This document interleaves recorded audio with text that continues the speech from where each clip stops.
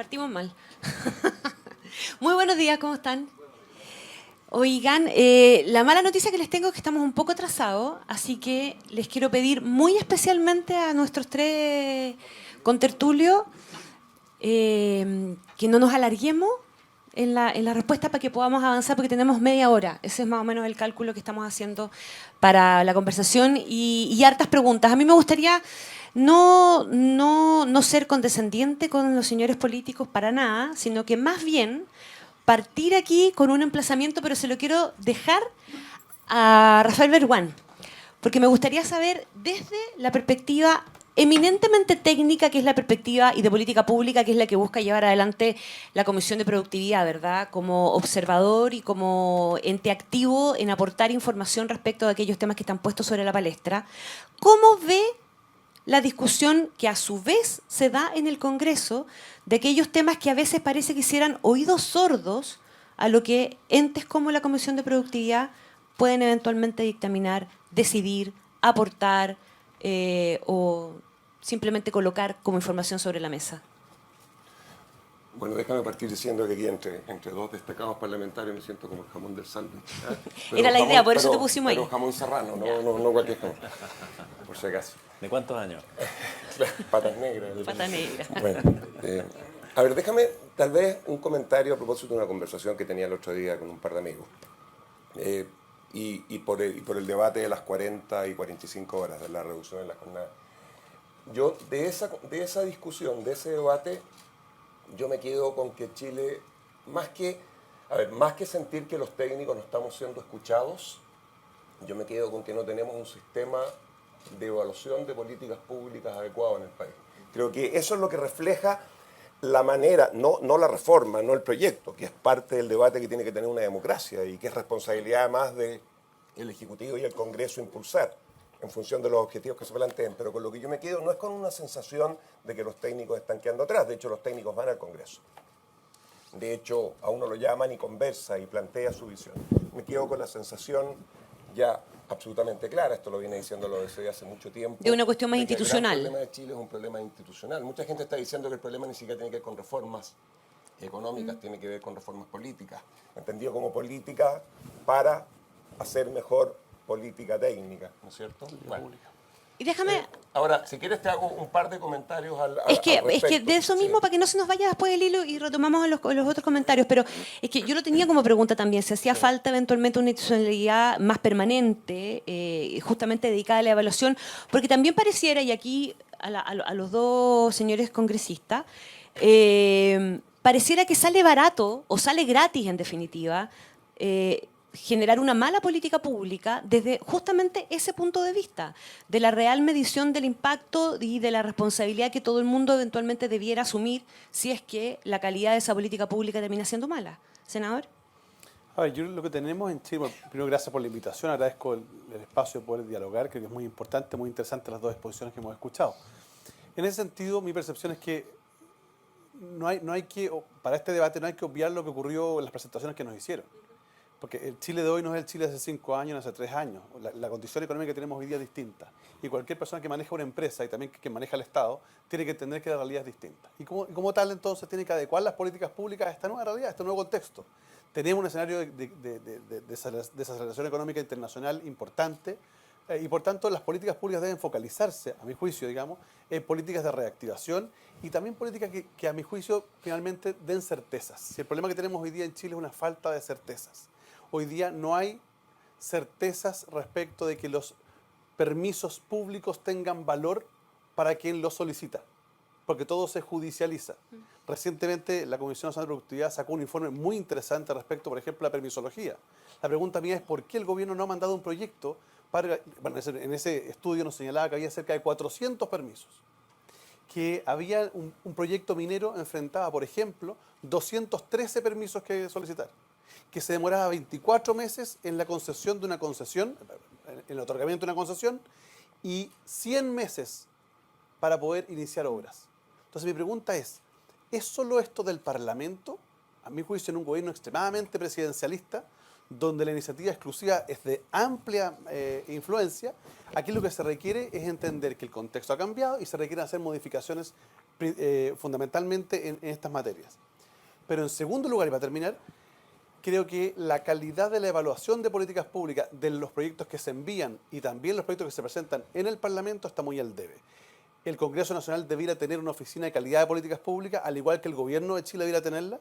Debiéramos tener en el Parlamento una oficina de evaluación presupuestaria, porque de pronto se nos presentan proyectos con informes económicos que no tienen ningún sustento y no hay capacidad para poder rebatir técnicamente dichas observaciones. Y también creo que el Congreso debiera tener una oficina de evaluación de constitucionalidad, porque ya que está tan de moda, digamos, recurrir Para no al llegar Tribunal al Constitucional, TCD claro, de manera creo que automática. sería importante para efecto de dar certeza en el proceso legislativo. ¿Diputado? A ver, comparto con él, pero yo me quisiera ir como de una tesis previa, que es que estamos en la disputa hoy día no solamente de el cómo hacer política pública, sino que el para qué hacer política pública. Y el problema es que no se sigue muchas veces el fin que se verbaliza con los medios que se utilizan para ello. Y te voy a poner un par de ejemplos. A mí me tocó reemplazar a la diputada Hoffman en la Comisión de Mujeres. De hecho, la primera vez que llegué a la Comisión de Mujeres me miraron con cara rara porque era el único hombre. Pero era un proyecto sobre corresponsabilidad, entonces yo al menos decía que, bueno, algo tengo que decir. Y una de las propuestas ahí era, dado que hoy día es más caro contratar a las mujeres, y tiene una serie de otras, además, desigualdades que son inaceptables, la propuesta fue equiparar el costo de contratar a los hombres, para que fuera igual de caro contratar a un hombre que a una mujer, entonces para que fuera irrelevante se contratara hombres o mujeres. Yo levanté la mano y le dije, oye, ¿no sería mejor una idea que bajara el costo de contratar a las mujeres? ¿O de compartir esos costos en vez de subir los costos de ambos? Me dijeron, no, que eso no. Ya, pero es que ese es el tema del buenismo del que hablaba. Pero es que del más que hablaba buenismo, Bernardo. porque, sí, yo no, porque escuché- pueden yo ser escuchaba- bien intencionadas, pero con malos instrumentos. Es que, y pasan a dejar de ser bien intencionadas. supuesto. Entonces, cuando el punto es cuando tú crees que el fin justifica cualquier medio, entonces estás disponible a que te dé lo mismo la consecuencia de la productividad, que te dé lo mismo la constitucionalidad, porque lo que importa es la política que se hace más bien de generar la mayoría afuera que adentro. Entonces, sin ánimo de alargar, yo creo que estamos en un contexto mundial en que primero hay un fin de las ideologías omnicomprensivas. Y hoy día es una política de causas. Y algunas de esas causas lo que hacen es entregarle a algunas personas una identidad de vida. Y al producir esa identidad de vida, tienen un riesgo de ser fanáticos de esas causas. Y eso es aprovechado desde la izquierda y la derecha. Segunda cosa, el poder se ejerce hoy día de manera distinta y por tanto excede las instituciones. Entonces, para generar la mayoría y aprobar un proyecto, no basta con tener los votos dentro de los diputados o los senadores, sino que tienes que generar la mayoría en la población. Y si tienes la mayoría en la población, entonces las comillas trabas que te impone la Constitución, los reglamentos de la Cámara, las leyes orgánicas o lo que te pueda decir la Comisión de Productividad, da lo mismo, po. Porque lo importante es lo otro. Entonces yo creo que en ese tipo de política estamos. Entonces me encanta que Rafael diga, oye, nos falta esa institucionalidad, yo estoy de acuerdo con él. El problema es que no solo nos falta la institucionalidad. Si hubiese un informe de productividad en cada uno de los proyectos, que me parece muy importante, la pregunta es, ¿le harían caso a los diputados? Yo creo que la respuesta hoy día es no. Bueno, depende de los incentivos, po. O los castigos para hacerlo. De acuerdo. Rafael. Déjame agregarle un pelo a la sopa, porque en ese estudio que tú mencionabas, Felipe, sobre calidad regulatoria, aparecieron algunos mitos que fueron desmistificados. Yo había escuchado muchas veces, por ejemplo, y con esto lo que quiero decir es que esto solo va a empeorar. Me acordé de un chiste, pero no lo puedo contar. Porque resulta, por ejemplo, yo había escuchado muchas veces que un proyecto minero en Chile se demora mucho más que en Australia. En Australia se supone que se demoran 3 años, en Chile 5 o 6. Eso lo he escuchado muchas veces. Yo mismo lo dije varias veces. Es difícil comparar proyectos. Hay muchas diferencias que son específicas al lugar. Pero la verdad es que si uno hace un esfuerzo por hacer eso, uno llega a la conclusión que un proyecto con complejidad similar en Australia se demora parecido a lo que se demora en Chile desde el momento en que se decide el proyecto hasta que se pone la primera piedra. Pero ¿dónde está la diferencia? Que son más o menos 7 años. ¿Cuál es la diferencia? La diferencia es que mientras en Chile 90% de ese tiempo que toma esos 6 o 7 años tiene que ver con trámites, algunos absolutamente necesarios, otros según nuestro informe para nada. En Australia 90% tiene que ver con la discusión con las comunidades locales y la impugnación. Obvio. Por lo tanto, si nosotros que ya tenemos $24.000 PPP o $16.000 corriente, nos vemos como si vamos a acercarnos a Canadá, Australia, Nueva Zelanda y otros países de ese estilo, esto solo va a empeorar por la razón correcta, porque las comunidades van a seguir empoderándose, las locales y las extranjeras y las lejanas, van a empezar a impugnar cada vez más. En Chile hay 8 maneras distintas para impugnar un proyecto. 9. Se está actualizando esto. El mío era el año pasado, ya son 9. Y va a seguir creciendo probablemente. Y sin embargo nosotros estamos ocupando 90% de ese tiempo en cumplir con ciertos trámites que ni siquiera tienen trazabilidad en términos digital, lo que no solo impide que la comunidad, los inversionistas o los técnicos que estén interesados en el proyecto puedan hacer un seguimiento, impide también que el mismo Estado no sepa dónde muchas veces ese proyecto está. Sí. Pero lo que pasa es que al final del día uno tiene que dar una discusión respecto de la institucionalidad. Mi percepción es que tenemos un gobierno analógico para una era digital. Puede parecer una frase, digamos, sin contenido, pero la verdad es que tenemos un Estado que no tiene, uno, la capacidad de recurso humano, tecnológica, ni tampoco la cultura de decidir prontamente y de buena forma, técnicamente, de manera objetiva, aquellos requerimientos que le hace la ciudadanía. Entonces, un ejemplo. Antiguamente, algunos de los que están acá, no todos, digamos, mandábamos cartas. Nos demorábamos 2 o 3 meses en que llegaba la carta de un país a otro. Luego llegó el correo electrónico y nos comunicábamos en el día. Y hoy día la nueva generación, y nosotros también, ya no hablamos ni siquiera por correo electrónico, es comunicación instantánea. Entonces la instantaneidad cultural no ha llegado al Estado y lamentablemente lo que tenemos es que se le demanda al Estado en su conjunto, le hace Congreso, gobierno, servicios públicos, una rapidez que no puede tener y que no la va a tener mientras nos hagamos una profunda reforma al Estado. Entonces cuando yo veo programas de gobierno de diferentes candidatos o candidatas presidenciales, solo pienso, de haber trabajado 10 años en el gobierno, que lástima, esta gente no va a poder ejecutar su programa de gobierno, porque con el Estado que tenemos es imposible. Entonces, hay buenas intenciones. Yo veo el presupuesto ahora y veo al director de presupuesto muy bien intencionado en un proyecto de presupuesto que contempla un crecimiento de un 3% y, como él señalaba, tiene algunas medidas reactivadoras. Por ejemplo, en materia de obras públicas, concesiones y en materia de vivienda. Un proyecto inmobiliario demora 2,5 años promedio en poder implementarse. En consecuencia, la contratación de mano de obra, la generación, la reactivación de la economía local a través de la compra de materiales, eso se va a producir en 2 años y medio más, no ahora. En consecuencia, tenemos que pensar en que la decisión que tomamos hoy día tiene impacto en 2 años o 3 años más. Cuando me hablan de depreciación, para terminar, de depreciación instantánea, ¿a quién le va a servir?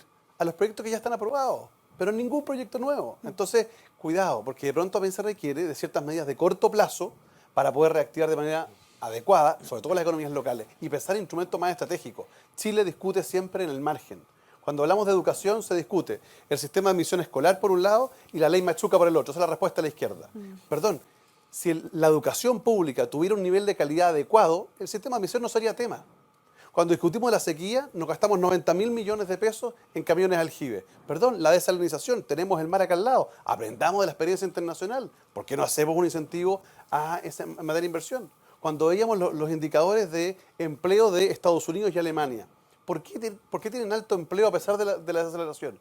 Porque la economía digital está generando una cantidad de empleo que supera a los que están perdiendo. Y bueno, ¿y Chile qué hace en eso? Déjeme llevar la cancha directamente a la cancha del Congreso y también a la cancha de los empresarios, porque lo decía Bernardo Larraín en su discurso de bienvenida, también hay una mirada autocrítica y un emplazamiento al propio mundo de la empresa. El del Congreso se hace constantemente, pero me gustaría que fuéramos un poquito, que tratáramos de sacar algunas conclusiones con sentido autocrítico, pero también de proyección. Estamos claros que sería súper bueno que tuviéramos agencias evaluadoras permanentes como parte de la institucionalidad. Afuera, adentro, de carácter constitucional, de carácter presupuestario, pero eso es deseable, ¿verdad? Por el accountability después, etcétera, etcétera. Es deseable que el Ejecutivo también se ponga las pilas, es un hecho, ¿verdad? A las cuestiones más de carácter estratégico y también a subsanar los problemas inmediatos. Pero ¿qué es lo deseable entonces también? Tirando la pelota del lado del sector privado, que es uno de los que interactúa en esta dicotomía de la cancha, si funciona o no funciona la cancha de lo público, y en el Congreso, entendiendo además que estamos enfrentando no solamente una nueva ciudadanía, sino que también un nuevo Congreso y una nueva conformación del Congreso. El otro día Pepe Out, en medio de la polémica por la acusación constitucional, decía, yo siento que el mundo político no ha entendido qué tipo de Congreso es el que tenemos hoy día y cómo opera ese tipo de Congreso. Jaime. A ver, estoy de acuerdo contigo en el análisis que es un Congreso distinto que tiene una variedad mucho más amplia que la que existía en el pasado, pero yo quería volver a algo, que es que Chile tuvo una especie como de consenso subyacente en un modo de progreso. postdictadura. Y ese se acaba en el gobierno pasado. Y una vez que se acaba ese, la disputa no es solamente cómo llego a ese lugar, que es fácilmente solucionable a través de distintas institucionalidades, de tener una oficina dentro del Congreso que sea la contraparte de la DIPRES, que evalúe las políticas ex post y permita después mejorarlas, etc. Sino que hoy día es como que todos los territorios están en disputa. Y entonces la discusión sobre salud no es sobre cómo hacemos una mejor política pública en salud, sino que es si el seguro de clase media, que permite que las familias de clase media paguen como máximo 1.440.000 en una enfermedad que cuesta 5 millones, lo que te dicen al frente, no, nosotros queremos que sea en el hospital público. Y decimos, bueno, porque es que si en el hospital público se demoran 2 años. No, pero es que entonces, ¿qué tiene que hacer en el hospital público? No, porque esta vía permite que la persona se opere antes. No, es que público. Si esa es la disputa, no importa la política en el fondo, la política pública. Entonces, ahí es donde... Ya, pero es lo que hay hoy día. No, pero es que ahí va mi punto también hacia la empresa. Eso. El principal problema que ha tenido, creo yo, el mundo de la empresa es que ha asumido que la política es algo como externo. Entonces, que está externalizado y adentro del Congreso, y entonces ellos son unos simples observadores y que de vez en cuando levantaban la mano y reclamaban para decir, oiga, no me gusta lo que ustedes están haciendo. Y entonces suponían que esos intereses de ellos, de las empresas, tenían que estar alineados con los intereses de algunos de los parlamentarios que fueran ojalá una mayoría. Yo creo que eso se rompió hace mucho rato. Y lo que es evidente es que hay que transparentar cuáles son los distintos intereses para involucrarlos en la discusión de política pública. Entonces, no basta con que hoy día las empresas traten de participar como si fueran un ente abstracto. Tienen que participar desde su propia mirada, transparentando cuál es su interés legítimo y decir, mira, a nosotros nos interesa esto, por esto, por esto, por esto. Creemos que va a pasar esto, esto y esto. Y cuáles son los incentivos que tiene también uno y otro. Entonces creo que hay un divorcio muy grande entre o sea, me parece bien la lista que hace la SOFOFA diciendo, mira, saben que estas 23 proyectos de ley tienen ciertos riesgos. Yo en algunos de ellos comparto, en otros no comparto tanto. Pero el riesgo también es que haya una política desde la empresa que no tome en cuenta el mediano y largo plazo. Que no tome en cuenta que hoy día cambia la forma de relacionarse con la comunidad, cambia la forma de relacionarse con la política. Que, de nuevo, el poder no está enclaustrado dentro de las propias instituciones, sino que lo excede. Y esa es una dificultad que tienen los partidos políticos, ¿para qué decir? Pues si los partidos políticos son como hombres muertos caminantes, digamos, o dinosaurios en fase de extinción. Porque todavía, o sea, si es analógico, estos son, antes están cayendo en piedra todavía. Entonces no se ha entendido bien cómo canalizar dentro de la nueva realidad, cómo canalizar esas disputas políticas. Tanto es así, y en eso tiene toda razón Felipe, que como no nos ponemos de acuerdo en materia medioambiental, en materia de salud, en materia de educación, termina todo en la justicia. Entonces, eso es un problema de la política pública, sin lugar a dudas, pero es porque todo territorio pareciera que está en disputa. Entonces, falta la respuesta al ¿para qué? Y luego de esa viene el aporte del ¿cómo llegamos a ese para qué? Connie, déjame hacer un comentario que puede ser contradictorio. Por un lado, voy a decir algo obvio, no son los tecnócratas los que gobiernan, ¿no? Yo no soy filósofo, pero uno puede remontarse el libro de Carlos Peña hace unos años atrás, Ideas. Tiene un bonito primer capítulo donde plantea por qué los economistas no tienen que gobernar. Los tecnócratas tienen un rol importante que jugar. ¿Ah? Y por lo tanto yo en eso no me confundo. Dicho lo anterior, sí voy a hacer una defensa fuerte sobre la importancia que puede tener una buena tecnocracia en términos de resolver el problema en el que estamos. Porque da la sensación de repente de que estamos metidos en un mal equilibrio y no vamos a poder salir de ahí. Y esto solo va a ir degradándose más y más porque los políticos no asumen el costo. Una manera de enfrentar esto es usando algo que en el mundo anglosajón usan, que viene desde la técnica, que es, insisto, crear un sistema explícito y estructurado de evaluación de políticas públicas que incluya, por ejemplo, un montón de información que permita que la ciudadanía se haga parte a través del escrutinio de ese accountability tan necesario que hoy día no existe.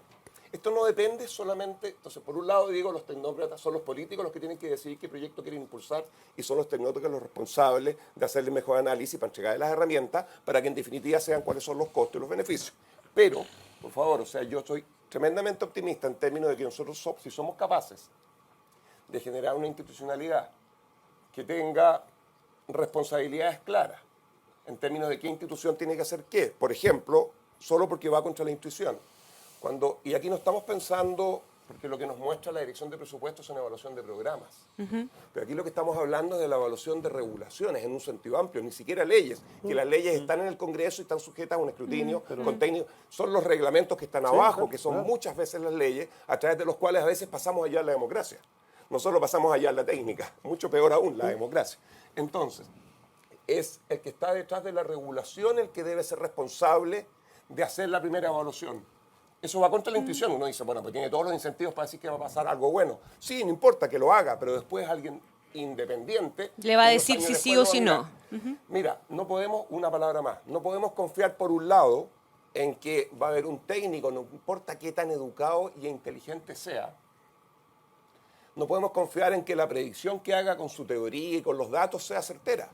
Las evaluaciones de impacto se equivocan por rangos que son tan amplios que la ciudadanía que no es experta no tiene por qué conocer.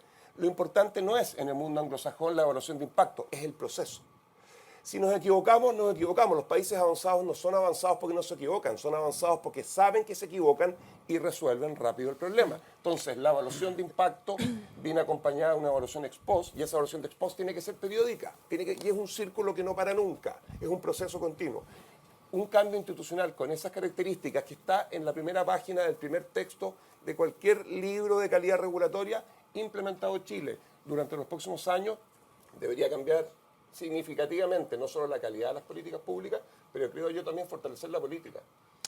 Senador. Yo creo que tenemos aquí tres discusiones en paralelo, que son necesariamente complementarias. La primera es la que dice relación con la visión respecto del modelo de desarrollo que tenemos que seguir. Y ahí no tenemos acuerdo legítimamente, no tenemos acuerdo entre algunos y entre muchos. Yo no diría que hay una izquierda y una derecha. Aquí mi percepción es que está más bien la lógica de la división del pasado y el futuro, más que la izquierda y la derecha. Creo que han ido confluyendo algunas visiones y se han ido polarizando otras. Primer punto. El segundo, una vez definido cuál es el modelo de desarrollo que uno pretende impulsar, es cómo lo hace. Y si contamos con la institucionalidad adecuada. Mi percepción, como hemos planteado acá, es que la institucionalidad hoy día no es la adecuada para implementarlo. Entonces, en ese escenario, la palabra clave, a mi juicio, es gobernanza. Una buena gobernanza. Como decía Tony Blair, el ex primer ministro británico, decía, los países que llegan al desarrollo no son necesariamente los que más crecen, sino los que tienen buena gobernanza. Y mi percepción es que Chile, de un tiempo a esta parte, ha perdido la buena gobernanza porque hay más incentivos para el colegislador, es decir, gobierno y parlamento, a ser más bien populares que correctos. Y por tanto, proliferan las iniciativas de un lado y de otro, que no necesariamente están basadas en evidencia, pero que resultan logran un aplauso fácil. Yo escuchaba hoy día en la mañana, nos hemos acostumbrado en Chile a escuchar afirmaciones de autoridades que no tienen sustento, que no se conoce evidencia. Hoy día en la mañana yo escuché al ministro de Salud decir que el tráfico de medicamentos era solo superado por el tráfico de armas. Wow. O sea, perdón, eso es falso de falsedad absoluta. Hay 4 tipos de tráficos antes que el tráfico de medicamentos. Entonces, ¿qué es lo que nos ocurre? Es que cuando una autoridad tiene la desfachatez, cualquiera sea, cualquier político, de hacer una afirmación para sustentar una política pública que carece de evidencia, y no solo carece de evidencia, sino que inventa evidencia, es porque tenemos un problema de gobernanza. Y además no pasa nada. Entonces, cuando tenemos, por ejemplo, un proyecto que alguien impulsa y que puede generar un impacto enorme desde el punto de vista laboral, o del punto de vista medioambiental, o del punto de vista constitucional, y nadie dice nada, la pregunta es, algo está pasando en este país. Finalmente, cuando esto ocurre, en la estructura, en la teoría del poder, el poder no se regala, el poder se toma. Y lo que ha pasado acá es que el activismo judicial se ha ido tomando el poder que la política pública ha ido dejando de lado. Entonces, fíjese usted lo que ha pasado hace 3 días atrás. 2 ejemplos. El primero, la Corte Suprema cambia el criterio de hace 15 años y dice que las sociedades de inversión no pagan patente municipal. Eso es un descalabro desde el punto de vista del financiamiento municipal. Un descalabro. Porque además todos esos municipios que reciben patente municipal van a tener que ir ahora a pedir plata a la Subdere o al gobierno, gasto corriente. O sea, menos mal se fue Rodrigo porque iba a hacer un preinfarto. Pero en segundo lugar, no contento con ello, hoy día nos notifican por el diario que la Corte Suprema ahora considera que las decisiones del Tribunal Constitucional son susceptibles de recurso de protección. Entonces, ¿qué es lo que va a ocurrir? El gobierno o un parlamentario presenta un proyecto de ley, al gobierno o a algún grupo parlamentario no le gusta, se va al Tribunal Constitucional, el Tribunal Constitucional falla y resulta que ahora vamos a poder apelar a la Corte de Apelación de recurso de protección. Como si eso fuera poco, en la aplicación práctica del día a día, los proyectos inmobiliarios o los proyectos industriales o los proyectos ambientales que terminan judicializados en el Tribunal Constitucional, ahora van a tener otra vía, que es el recurso de protección. Entonces estamos ampliando el ámbito de la judicialización frente a un, comillas, permiso administrativo que cada vez vale menos. Si yo fuera gobierno, ¿qué habría hecho? Habría agarrado el informe que hizo la Comisión Nacional de Productividad y Calidad y habría hecho un proyecto de ley para reducir, a lo menos, porque estaba trabajando el informe, por lo menos de 400 a 260 los permisos. Y establecer una reducción de plazo sobre la vía de aplicar la tesis de la ley 19.880. Es decir, si no hay, frente al silencio administrativo, hay aprobación. Es la única forma que este país puede reactivarse. Lo contrario, mi percepción es que no tenemos muchas posibilidades. En una línea, senador, porque quiero cambiar. ¿Qué le pide al sector privado en toda esta lógica a usted? Yo creo que el sector privado tiene que comprender dos cosas. Lo primero es que hoy día, frente a un escenario real, que el censo de empleo de la semana pasada, de hace 2 semanas, nos arrojó, que el 70% de los trabajadores chilenos ganan menos de 553.000 pesos, tenemos un tema social que es complejo.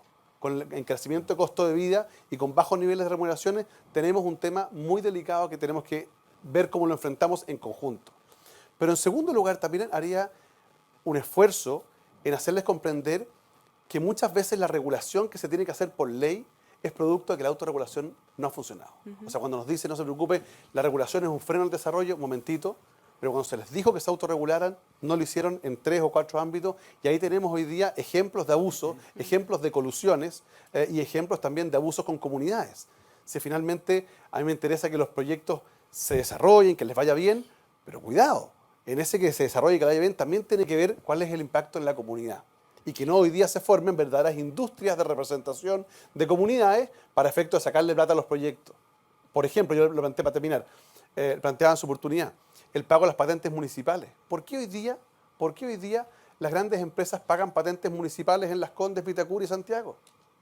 Hay una forestal que tiene el 62% de la tierra de la provincia de Arauco, 62%. Y la patente municipal que paga allá son 18.000 pesos. Y la que paga acá son más de 500 millones. La pregunta es, ¿por qué no se hace eso en la comunidad para generar una mejor relación? Antes de la siguiente pregunta, que con esta terminamos.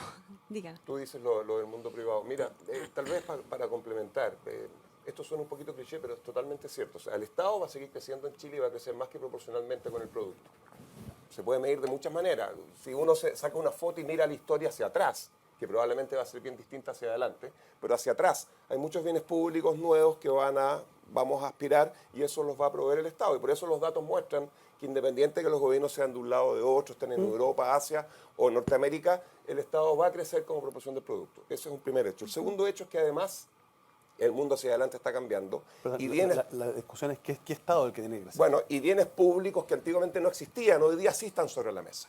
Y esos se van a asumir desde el Estado, van a ser protegidos con más regulación. Por lo tanto, si yo estuviera en un directorio, yo estoy absolutamente convencido que lo que tiene que pensar a largo plazo una empresa es en una relación con ese Estado, que sea una mejor relación que la que he tenido hacia atrás.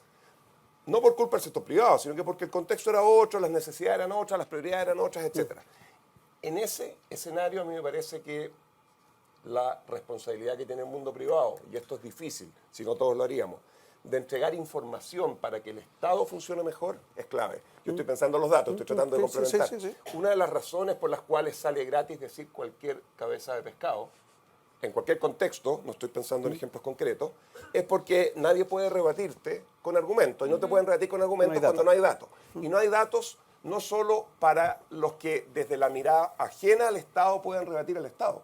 No hay datos dentro del Estado. En Chile no existe un protocolo de intercambio de datos intraestado. No existe. Entonces, estamos de alguna manera ciegos. Y si eso lo resolvemos, y en parte ahí el sector privado tiene un rol importante, y cuando uno ve la discusión que hay hoy día en el mundo, yo entiendo que es muy sensible, hay protección de datos personales, hay cosas que son datos que son propios de la estrategia de la empresa, pero la discusión en el mundo hoy día es cómo logramos que información que están generando las empresas estén públicamente disponible para que haya más escrutinio, para que el Estado funcione mejor, para que la regulación sea adecuada, etc. Una cuestión muy cortita, de verdad que voy a ser corto. Yo creo que hay que asumir que hoy día hay una entropía natural. O sea, hay un desorden natural de la sociedad y que la conducción más bien va a ser en los márgenes. Eso es tanto para la política como también para las propias empresas. Segundo, de que hay una sobrerepresentación de las posiciones extremas. Y el nuevo sistema de elecciones en el Congreso facilita que eso pase. Facilita eso, claro. Hay 30 diputados que sacaron menos de un 5% de los votos. Hay algunos que tienen un 1 o un 2%, no habrían salido ni concejales con los votos que sacaron. No tienen ni un interés esos parlamentarios de generar algún consenso. Simplemente en extralimitar su posición ya pueden duplicar o triplicar su votación, que no es tanto, pero pueden hacerlo. Entonces, yo creo que en la empresa privada tienen que asumir la necesidad de participar más de las discusiones públicas, primero. Segundo, de saber adaptarse a esa incertidumbre de futuro que tiene hoy día, especialmente las familias de clase media, que miran hacia adelante con una mirada más comprensiva, dices tú. completamente. Y por último, asumir también más riesgos antes de que la política pública aparezca y le haga una estrechez más allá de lo que quisiera. Y termino con un ejemplo. La semana pasada me tocó estar con una mujer que era la encargada de un departamento de equidad de género de Australia. Y ella dijo, mire, nosotros fijamos 6 parámetros en equidad de género que tendrían que obligatoriamente hacer todas las empresas.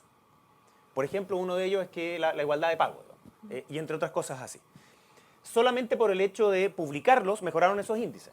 Obvio, porque las empresas les daba vergüenza a algunos tener que reconocer que en verdad no tenía ni una mujer en algún cargo directivo pudiendo tenerlo, o que había una diferencia salarial que era mucho más allá de la media.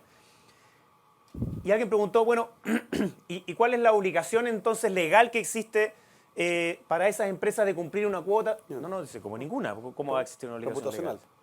No, lo único que nosotros obligamos es que existieran los datos. Que se sepa, que se sepa. Que se sepa. Y lo que hicieron las empresas fue asumir eso. Entonces, y por ejemplo, entonces otra discusión, empezó el permiso postnatal para los hombres. Dije, bueno, no es que haya una ley, dice. No, esto es parte de la negociación entre las empresas y sus propios trabajadores, porque se dan cuenta que la corresponsabilidad es algo que le hace bien a todos, a la sociedad y particularmente dentro de su propia empresa. Entonces lo hicieron ellos.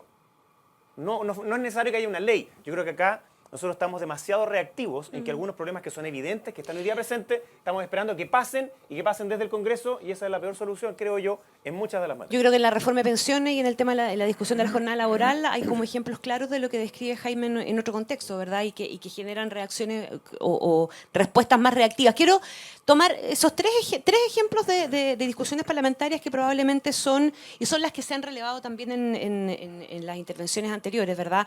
Que justamente la reforma de pensiones, la modificación tributaria y la jornada laboral como algo que desde afuera se ve como desafíos importantes para marcar eventualmente algún rumbo. Yo creo que hay mucha expectativa de quienes están observando la discusión y la manera en que el Ejecutivo se comporta respecto de esas discusiones también, ¿verdad? Como cuestiones bien emblemáticas. Entonces me gustaría de cada uno de ustedes una mirada respecto de hacia dónde va y hacia dónde debiéramos llevar esas 3 discusiones emblemáticas para tratar de aprovechar esto como una oportunidad eventualmente y fijar a lo mejor un punto de inflexión, si es que se puede. A lo mejor no tenemos ninguna posibilidad y nos vamos a quedar exactamente en lo que estamos hablando y vamos a terminar retrocediendo 3 pasos más. Pero es deseable que no sea así, y estas son 3 discusiones bien paradigmáticas. Senador. A ver, yo creo que en el ámbito tributario mi percepción es que no vamos a tener acuerdo en el Senado, en lo que estoy mirando, digamos, en un principio con la integración. Y mi percepción es que ahí va a estar la discusión principal. Probablemente el gobierno va, espero yo, a tener que ceder a la integración e incluso dar discusiones paralelas. Podría ser la rebaja del impuesto corporativo, eso está en la mesa, está en discusión. Eso es menos conflictivo que la integración hoy día para un sector del Senado, y por tanto creo que el esfuerzo que va a tener que hacer el gobierno es bastante grande. He escuchado otro día a alguien que decía, lo que pasa es que no podemos gobernar porque somos minoría. Yo recordaba que en la concertación gobernamos 20 años, el 10% de la historia republicana, teniendo senadores designados y un sistema binominal que solo representaba a la minoría. Pero cuando hay capacidad política y voluntad de entender que uno es minoría, pero tiene que llegar a acuerdos, mi percepción es que el arte de la política justamente consiste en eso, y creo que aquí ha habido un déficit de capacidad de diálogo y de articulación. Segundo, en materia de pensiones, mi percepción es que va a ser bastante menos conflictiva de lo que se ha planteado incluso a través de los medios de comunicación. El debate respecto de las bajas pensiones, lo que han planteado algunos, el no más AFP, que más bien cae en el instrumento, digamos, de pago y de gestión más que en el fondo de la pensión, no es una discusión que esté incluida hoy día en la discusión parlamentaria, porque la discusión está bien circunscrita respecto de determinado tipo de modificaciones. Partimos estableciendo una discusión respecto de cuál iba a ser el ente pagador, si era público o era privado. Yo hoy día sorpresivamente, hay algunos que han levantado la bandera del retiro de fondos, lo cual a mí, por lo menos desde el mundo de la centroizquierda, me parece que es tremendamente contradictorio con la lógica de la seguridad social. Entonces, no entiendo cómo alguien de izquierda puede plantear eso. Ahora, tampoco entiendo cómo el presidente de los empresarios plantea una discusión y abre la posibilidad, digamos, de que se dé esta discusión en el Parlamento, porque eso sí que podría enredar, a mi juicio, la discusión legislativa. No obstante, creo que en el Senado más bien va a estar circunscrito a lo que es el proyecto de ley y el aumento de las pensiones de la pensión básica solidaria, que es muy importante. Y en el caso de la jornada laboral, bueno, ahí lo que pasa hoy día es que tenemos, yo creo que es un ejemplo paradigmático de aquellos proyectos de ley que son extremadamente populares, pero que hoy día no tenemos evidencia respecto a cuáles son las consecuencias de ellos. Conversaba hace un tiempo atrás con un economista, le preguntaba cuál es la experiencia internacional. Me citaba 3 casos, uno de ellos Francia, y me daba caso en el sentido que me decía, mire, en algunos lugares ocurrió en Francia que hubo una disminución del nivel de contratación, en otros hubo cierre de algunas empresas, pero las grandes empresas, que son las que apunta un sector, digamos, con este proyecto, aceleraron el proceso de automatización. Hoy día hay una alternativa. ¿Usted ya se formó su convicción? Porque la otra vez no se la había formado. En consecuencia, mi percepción es que mientras no haya evidencia para hacer un cambio de esta naturaleza y que se demuestre que este cambio no va a significar un impacto negativo en la pequeña, mediana y también en la gran empresa, y que no va a significar una disminución de las remuneraciones, mi percepción es que es un proyecto que no tiene mucha viabilidad. ¿Diputado? A ver, en pensiones, yo trato siempre de hacer el siguiente cálculo, que es muy sencillo, pero si nosotros tenemos el 10% de nuestro sueldo por 12 meses, eso significa que es 1,2 sueldos al año. Si trabajamos 40 años, tenemos 48 sueldos, es decir, 4 años. Teóricamente el sistema estaba hecho para que uno tuviera que financiar unos 12 o 15 años de pensión. Esos eran los datos originales en su momento. Cuando íbamos en Mercedes-Benz. Claro, pero el primer problema es que las personas no trabajan 40 años. Oye, la buena noticia es que, según el titular del diario de 1983, cuando se lanzó el sistema, en junio del 2020, o sea, nos queda el próximo año, la tasa del plazo era 100%. Ese es el titular del diario. Pero eso era bajo algunos supuestos que evidentemente fueron cambiando. Primero, que las personas no tienen 40 años de cotizaciones, sino que 22 los hombres, 16, 17 las mujeres. Segundo, es que no tienen que financiar 12, 15 años, sino que tienen que financiar 20 o 25 años. Entonces, es obvio que no cuadra y hay que cambiarlo. Pero por suerte, también la tesis del topón para adentro que propuso originalmente el movimiento No Más AFP, cuando salió a decir de que los fondos de las pensiones lo que había que hacer era topón para adentro para ellos, para que entonces 2/3 se entregaran en pensión y 1/3 después quedara adentro capitalizando y que se acababa esa plata el 2050. Bueno, nos dijeron, no, eso es un problema del 2050. Por supuesto, esa es la definición de la demagogia y la responsabilidad. Por suerte, los mismos trabajadores dijeron, no, compadre, esa plata es mía, así que usted no me la toca. Y entonces sacaron esa parte de su propuesta y ahora hicieron otra que sacaba la plata al 2070. Pero aún así, cuando uno hace un sistema de pensiones, tiene que hacerlo no pensando en que se acabe la plata y que después otra generación se haga cargo. Entonces, sí, tiene que de todas maneras mejorarse las pensiones actuales y no solamente en las próximas 40 años, porque de lo contrario no se descomprime lo político. Y ahí sí tiene razón Felipe que es necesario generar esta articulación y consenso, pero no puede ser también que uno tenga al frente, y no es el caso del Senado, pero sí en la Cámara de Diputados, un grupo de personas que a punta de acusaciones constitucionales pretende no aceptar que hayan otros que puedan gobernar distinto que ellos. Ya, pero usted también tiene pares que tienen inclinaciones que se acercan a las del otro lado también, muchas veces. No tengo ninguna duda, pero por eso es que insisto en que hay una... O sea, no es de un lado nomás, eso es lo que No, quiero está decir. bien. Es bastante transversal a Y ratos está claro eso. que no soy el mejor representante de mi partido en esa materia. No. Entonces, pero en esa generación de consenso es estrictamente necesaria y a veces las posiciones hoy día están mucho más extremadas de lo que debieran. En la materia laboral, déjame contarles un cuento muy cortito. Nos tocó hacer un simulacro de tsunami en el Congreso, entonces tuvimos que subir al cerro. Y mientras estábamos arriba en el cerro, había un colegio abajo que también tuvo que subir y yo quedé justo al lado de las manipuladoras de alimentos, que me miraban, se reían, un poquito más al lado estaba la gente del PC, entonces miraban para allá, también se reían. Por supuesto, soy político, me acerqué a saludarla. Y una dijo, oye, pero no se acerca a ella porque ella es de los otros. Entonces le dije, ¿por qué? No, me dijo, porque nosotros no queremos las 40 horas, pero ella sí. ¿Y por qué? Le dije. Entonces ella me dice, yo quiero las 40 horas porque quiero estar más tiempo con mi familia. Y la señora que estaba al lado mío me dice, bueno, si hay 40 horas, vaya a estar 24 horas con tu familia. Esa fue la tesis instantánea de las manipuladoras de alimentos del colegio que está al frente del Congreso. O sea, nos quedamos sin pega. Obvio, nos vamos a quedar sin pega. Y fue la reacción instantánea. Yo no había dicho ni una palabra con respecto a las 40 horas o no. Entonces, es evidente que hay una tensión muy importante entre calidad de vida la tensión que viven muchos trabajadores hoy día que están hasta el cuello con sus deudas, que están en esta incertidumbre de futuro y cómo ello puede modificarse en los próximos 10 o 15 años. Entonces, tratar solo las 40 horas como algo que es de mera productividad es no darse cuenta de que este es un sentimiento que tienen los trabajadores de verdad. O sea, no es solamente que es popular porque suena bien trabajar menos y ganar lo mismo, sino que también es algo que les toca la fibra a cada uno de los distintos trabajadores. En que la forma en que hacemos ciudad, en que hacemos convivencia, hoy día está tensionada. Entonces, esta es una fibra que se toca muy bien por eso. Son muchas las personas que... Y que llegó primero como Bueno, por supuesto, solución. y yo creo en eso sí que la respuesta del gobierno fue un poquito infantil. Porque al decir, mire, no, ¿sabe que nosotros no vamos a hacer 40 horas, vamos a hacer 41, pero con flexibilidad? Es como una discusión así como, corta tú, corta yo. Entonces, como, no sé, como el pololeo como de 15 años. No, tiene que haber una propuesta que de verdad diga, mire, ¿cómo nos adaptamos frente a estos cambios evidentes que afectan hoy día mucho más, especialmente la automatización, a las personas que tienen menos capacitación? Esos son los primeros trabajos que van a ser reemplazados. Yo no me compro, eso sí, la tesis de que los robots van a reemplazar todos los trabajos de los hombres, es un discurso imposible que sean tenemos todos. hace 150 años. Pero tampoco de eso se deduce a algunos genios que proponen que haya cuotas para robots y automatización. ¿Han ido al cine últimamente? No Yo mucho. uno acá menos, pero yo el otro día me impacté. Yo no iba hace rato, fui al cine Joyce o sea, al ex cine Joyce de la Reina, que lo hicieron entero de nuevo. No hay nadie humano atendiendo.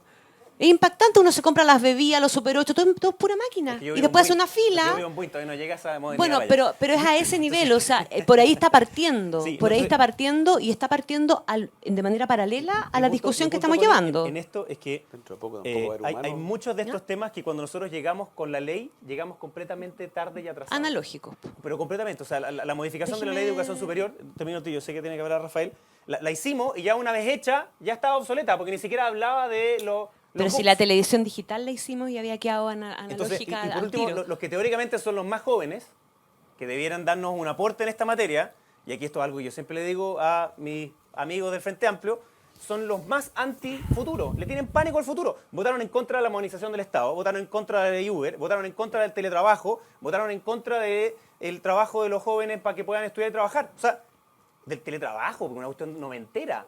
Entonces, y votan en contra porque dicen, no, que esto nos modifica las estructuras actuales y precariza el empleo. Y digo, pero flaco, perdona, un cabro que hoy día estudia en la universidad o no tiene contrato o no tiene empleo. ¿Cómo puede precarizarlo? Entonces, no, es que nuestras bases nos pidieron que votáramos en contra. Digo, ¿y quiénes son sus bases? No, la CUT. Pucha, sorry, pero es que no cacho. Entonces, ahí hay un problema también desde la perspectiva de la empresa, de mostrar mejor los datos con mayor transparencia y asumir más riesgo. Sí. Y no Rafael, estar tan a la guaite de lo que pase o no en el Congreso. ¿qué esperarías tú como desafío para la discusión que se viene de estos, que son los temas emblemáticos, respecto del cual, insisto, hay harta expectativa? Hay un comentario sobre lo otro. Probablemente no había gente porque estaban viendo la película adentro. Porque yo creo que el riesgo principal para adelante, provocando, no es que haya demasiadas máquinas, es que haya demasiado pocas. Sí, sí. A la luz de lo que el siglo XX nos mostró. Dicho eso, por supuesto que hay desafíos en términos de institucionalidad, en términos de capacitación, de educación, etcétera, que son enormes, pero eso es para otro día. Mira, yo no voy a hacer proyecciones sobre para dónde van los proyectos. No, pero tú desde este rol técnico que ejerces déjame hoy hacerte día. Un comentario. Mi crítica, y lo hago con responsabilidad a el primer proyecto de reforma tributaria del último lustro, el de la presidenta Bachelet 2.0. Yo creo que ese proyecto, los problemas que tuvo ex post, tuvieron que ver con que pasó demasiado poco tiempo en el Congreso. Yo recuerdo a varios parlamentarios jactándose de lo rápido que se había aprobado el proyecto, y yo creo que ese es un error garrafal. No tengo idea de que la eran, ni tampoco sé si eran parlamentarios, pero el punto es que se generó una especie como de atmósfera en Chile en que había que ser eficiente más que eficaz. Ustedes me entienden lo que estoy tratando de decir. O sea, en el mundo público la eficiencia no puede estar siempre sobre la eficacia. Uno se tiene que plantear objetivos y luego los técnicos que se aseguren de que se hagan de la manera más barata posible. Pero el objetivo lo plantea primero el mundo político. Y un objetivo clave en un proyecto de esa importancia es que sea el mejor proyecto posible. A la luz del conocimiento, y luego le ponemos los números para tratar de eficientarlo. Estoy haciendo una caricatura y estoy exagerando el punto. Entonces, yo lo que esperaría de esta discusión es que sea una discusión que no sea apurada, que sea una discusión alimentada.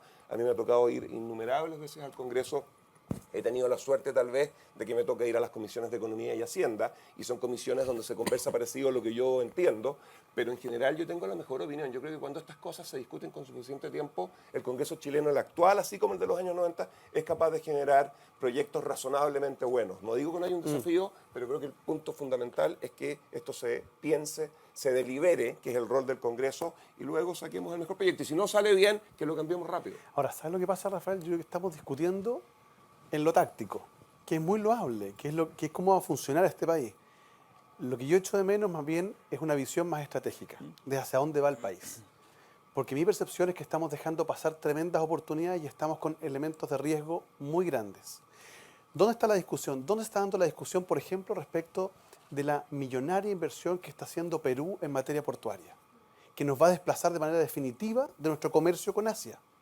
¿Dónde está dando la discusión en materia de automatización, pero de verdad, desde el punto de vista de cómo nos vamos a hacer cargo de que una persona a los 65 años jubila, no tiene ninguna posibilidad de trabajo y eventualmente un trabajo digital podría ser una alternativa para que sobreviva en el futuro? ¿Dónde nos hacemos cargo del tema, y vuelvo a insistir en esto de la sequía? Porque es muy legítimo que alguien diga, mire, ¿sabe qué? Yo quiero que esto se concesione y se entregue rápido a la empresa. Fantástico, pero miremos un poquito. El interés estratégico del país no siempre es coincidente con el legítimo interés lucrativo de la empresa.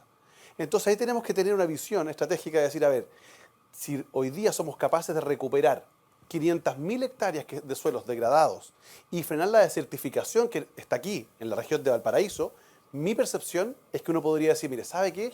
Vamos a establecer un objetivo estratégico que es frenar la desertificación, recuperar terrenos degradados. Público o privado, me dan lo mismo, para que se transformen en productivos y seamos de verdad una potencia alimentaria, y después de eso usted vende el agua que corresponda. Pero primero fijemos un objetivo estratégico. Mi percepción es que esas discusiones hoy día no las estamos dando. Y ahí es donde yo creo que hay un problema más Una cosa, que estructural. Y cerramos. una de las mejores ventajas que tiene este tipo de paneles es que, aunque ustedes no lo crean, este tipo de conversaciones son difíciles de tener en el Congreso. O casi imposibles de tener en el Congreso. Porque decía Felipe que tenemos modelos de desarrollo o de lo que esperamos del país que son distintos. Yo estoy de acuerdo, tenemos diferencias. Pero entre Felipe y yo no tenemos tantas diferencias. Obvio. Y probablemente podríamos llegar a una especie como de consenso dentro de un marco. Pero claro, cuando uno hoy día ve en el diario de que dice que en un Consejo General el Frente Amplio decidió que parte de su estrategia es estatizar el litio, el agua y el cobre. Claro, ahí tenemos un modelo completamente distinto. Pero en el resto eso está sobre representado. Para el resto de la ciudadanía y también para el resto del Congreso, para la mayoría, no es así. Eso Ahora, no es verdad. Entonces, como no es verdad, lo que sí nos falta es más espacio de encuentro de esa discusión que salga de la lucha diaria, de la cuña, de quién le pega el combo primero para salir en la tele. Yo Y como- eso es una buena política que nos falta, Sí. y ustedes también nos pueden ayudar. Yo como Especialmente la observadora, universidad. que me ha tocado estar y con ustedes nos hemos repetido el plato en más de alguna oportunidad, y acá me genera una cierta esperanza, pero también harta frustración. Porque cada vez que uno escucha esto, dice, ya, entonces podemos firmar, y esta cuestión la he dicho 10 veces, podemos firmar un acuerdo marco, nos quedamos todos de acuerdo en un montón de cosas clave, y después pasan 6 meses más, nos volvemos a encontrar y volvemos a decir exactamente lo mismo. Entonces, ojo ahí, porque claro, estas son instancias que enriquecen, que aportan, en que uno remece un poco, ¿verdad? Pero yo siento que desde, desde la acción inmediata, desde tu puesto de... algo está faltando por hacer ahí. También te mata el corto plazo, también te mata lo inmediato, también te liquida lo electoral. O sea, bueno, son todos humanos, está bien, y se entiende. Todavía. Ya, terminamos, estamos súper pasados en el tiempo. 1.000.000 de gracias. Muchas ¿ah? gracias. Chao.